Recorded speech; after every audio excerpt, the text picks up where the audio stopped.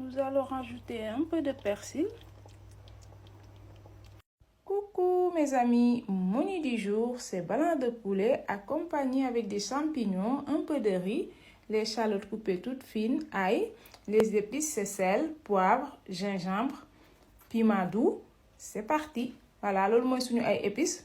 Léegi ñu ngi ñëw mariner suñu ginaar. Le poulet est bien mariné. J'ai mis un peu d'huile d'olive sur la poêle. Maintenant, on va sauter notre blanc de poulet. Moom nii dañu ñëw rek daal di koy dooreel ba mu doore. Le blanc de poulet bien doré. Suñu blanc de poulet nii doore na. On met un peu de beurre. On va def tuuti beurre. Voilà. Les échalotes et l'ail. On va def suñu oignon bi ñu coupé fii nii ak laaj bi. On met un peu de farine. Voilà. Donc noonu def nañ ci tuuti farine.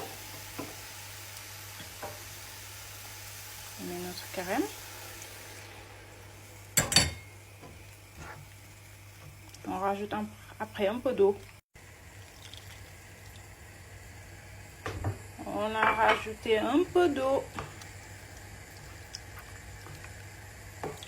Voilà, maintenant on rajoute nos blancs de poulet. Gis ngeen ko nii def nañu tuuti ndox daal di rajouter suñu blanc de poulet yi. On a rajouté un peu de persil. Mu ngi nii def nañ ci tuuti persil nii. Voilà, notre sauce est prête. Elle est bien prête. Pare nañu. On va passer à la dégustation. L'eau est bouillante. Ndox bi baax na. Léegi dañuy ñëw soor suñu ceeb. On va verser du riz. Le riz est prêt. Un peu humide. Suñu ñànkatang ñor na xaw a tooy tuuti parce que dañu bëggoon ñànkatang bi xaw a tooy. Maintenant on va prendre un peu. On met dans un bol.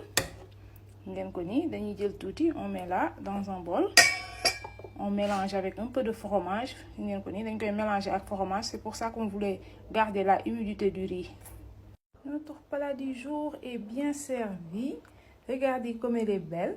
Mu ngi noonu gis ngeen ni suñu plat du jour lii la woon tey. Blanc du poulet accompagné avec des champignons, un peu de riz, mélangé avec un tout petit peu de fromage.